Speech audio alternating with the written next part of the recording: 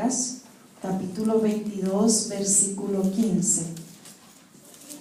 Gloria a Dios, aleluya, poderoso Dios. Y cuando todos lo tengamos, pues pronunciamos un amén. Amén, Gloria aleluya, al gloria a Señor. Dios. El Gloria libro a de Dios, San aleluya. Lucas, capítulo 22, versículo 15. Aleluya. Gloria al Señor. Oh, gloria a Dios. Y la palabra del Señor la leemos honrando al Padre, al Hijo y al Espíritu Santo de Dios. Amén. Y les dijo: cuánto he deseado comer con vosotros esta Pascua antes de que padezca. Y les dijo: cuánto he deseado comer con vosotros esta Pascua antes que padezca. Señor, gracias te doy por tu palabra. Tu palabra es bendita, Señor. Ahora ruego, Señor, que tú pongas las palabras propicias en mis labios para compartir con estos caballeros, Señor, tu palabra. Oh Dios mío, y que cada palabra que salga de mi boca, Señor, sea para motivar sus espíritus, oh Dios maravilloso, y para que el Espíritu de Dios también a través de tu palabra, Dios, pueda, Señor, compungir nuestros corazones y tener presente esta palabra maravillosa siempre. En el nombre de Jesús. Amén y amén. Gloria al Señor. Y el tema que quiero compartir es la fidelidad de un verdadero amigo. La fidelidad en el ministerio de Jesús fue parte de su carácter mientras estuvo en la tierra. Podemos observar durante todo su ministerio la fidelidad para con su Padre, cumpliendo con la encomienda de establecer el reino de Dios y su justicia en la tierra, y entrenando a 12 seguidores llamados discípulos. Si miramos el círculo íntimo de Jesús, estaba rodeado de amigos, y el círculo íntimo eran 12 hombres. Por eso el tema que el Señor me dio es la fidelidad de un verdadero amigo. Jesús contaba con 12 amigos y que con él pasó muchas cosas. Pasó en el ministerio muchas pruebas. Ellos fueron testigos del poder de Dios, de la gloria de Dios. Estos 12 amigos de Jesús fueron testigos de la liberación de endemoniados. Fueron testigos estos hombres de cuando alimentó a las multitudes. En 2 ocasiones Él alimentó a las multitudes. Fueron testigos también cómo fue rechazado nuestro Señor Jesucristo, cómo fue botado de las sinagogas también. Ellos fueron testigos de lo bueno y de lo malo en el ministerio de Jesús durante 3 años. En la culminación de su ministerio, a aquellos que Él consideraba sus amigos, a Él no le fue nada fácil la despedida que Él tendría para con sus amigos.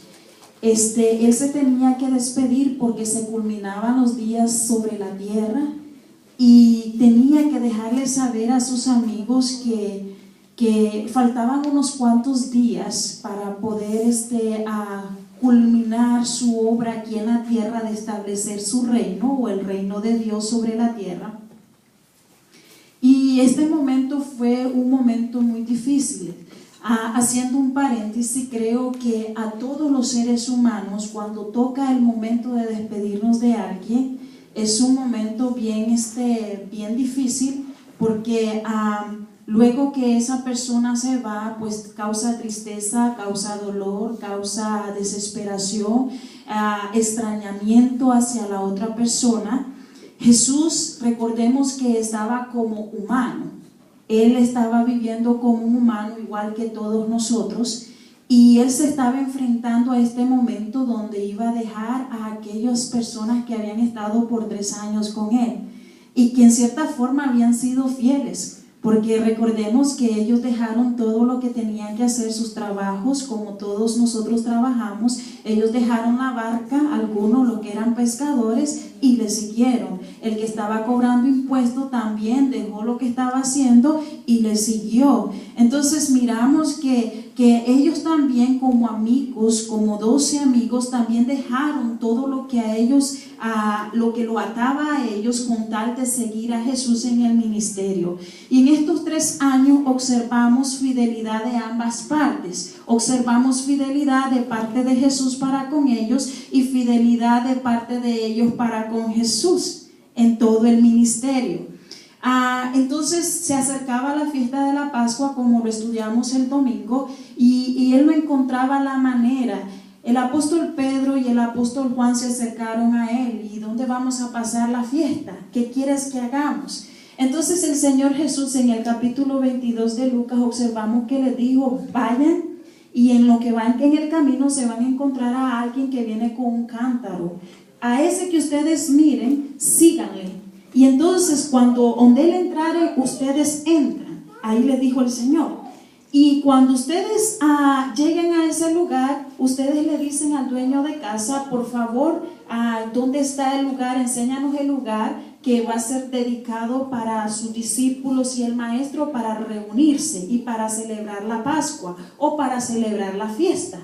Entonces el dueño de casa le señaló un aposento, y la Biblia dice un aposento alto. Y se me vino a mi mente cuando Jesús los envió a Jerusalén para que recibiesen la promesa del Padre, y les dijo: quédense ahí hasta que descienda la promesa de mi Padre Celestial, que fue el Espíritu Santo de Dios, que vino y dijo en el capítulo 1 versículo 8: y recibiréis poder cuando haya venido sobre vosotros el Espíritu Santo, y me seréis testigos en Jerusalén, en Judea, en Samaria y hasta lo último de la tierra. Y ellos estaban en el aposento alto cuando recibieron la promesa del Padre. Yo no estoy diciendo que era el mismo lugar, pero cuando yo leí la escritura en Lucas, que el hombre les guió a un aposento o a un cuarto, o sería en este tiempo una sala de donde se hacen meeting, donde cuando les enseñaron el cuarto, le dijo: en aquel aposento que está en lo alto, ahí ustedes se van a reunir con su Señor. Cuando llegó el tiempo de la reunión o de la celebración por la noche, que se iban a sentar a comer, es cuando el Señor Jesús le dice cuánto anhelaba que llegara este momento para celebrar con vosotros la Pascua, para celebrar con ustedes la liberación del pueblo de Israel de la esclavitud de los egipcios, que estuvieron ellos por 400 años esclavizados. Cuánto anhelaba este momento. Pero no solamente él lo anhelaba por la sencilla razón de comer. No, ese no era el propósito de Jesús. Era para expresarles el Señor Jesús cuánto les amaba, en primer lugar. En segundo lugar, para dejarles saber que entre esos 12 había alguien que le traicionaría. En tercer lugar, que había también algo importante en la grandeza de servir. Y en cuarto lugar, que les anunciaría que también uno de ellos le negaría. Les iba a dar noticias buenas, pero al mismo tiempo noticias bien drásticas para la vida de Jesús. Uno de ellos le traicionaría. ¡Wow! ¿Qué haría usted en este momento si usted se da cuenta, haciendo un paréntesis, que alguien que ha compartido con usted momentos de tristeza, de alegría, de desafíos, de pruebas, de luchas, y que conozcan de usted cuánto usted se ha sacrificado, que le traicionara? Que usted se dé cuenta que le va a traicionar y que ha pasado con usted todos los momentos más felices, los más tristes, pero que usted sabe y lo discierne por medio del Espíritu que le va a traicionar. ¿Qué haría usted? ¿Cómo se sentiría usted? Triste. Eso es lo primero que viene. Entonces Jesús estaba triste porque les iba a dejar. Pero también había una tristeza más profunda porque sabía que alguien de su círculo íntimo, a quien él amaba con todo su corazón, también le iba a traicionar. ¡Wow! Tremendo. En Mateo capítulo 5, versículo 11 al 12 dice: bienaventurado soy por lo cual por mi causa os vituperen y os persigan y digan toda clase de mal contra vosotros.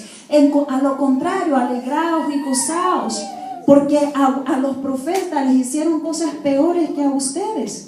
Alégrense cuando digan toda clase de cosas contra vosotros. Pero miramos que Judas no iba a decir nada malo en contra de Jesús. Lo que iba a hacer es a vender a nuestro Señor Jesucristo. Lo iba a vender. O sea, estaba él prefiriendo lo material y lo económico en vez de la amistad de Jesús. La amistad de Jesús, él la puso en tela de juicio y la entregó al primer postor. Se la entregó la amistad que Jesús le había a él regalado. Y en Mateo 26:3 dice que el Señor Jesús le dijo, mientras estaban cenando ahí, estaban comiendo: el primero que meta la mano en el plato conmigo, ese es el que me va a entregar a mí. Y en Mateo 26:25 Judas le dijo: yo soy, maestro. Y él le dijo: tú lo has dicho. O sea que nuestro Señor Jesucristo pudo discernir y pudo dejarle saber que él le traicionaría. Que él le traicionaría la amistad. Y dice la Biblia que mientras comían, en el capítulo 22, versículo 3, Judas se llevó el bocado de pan a su boca.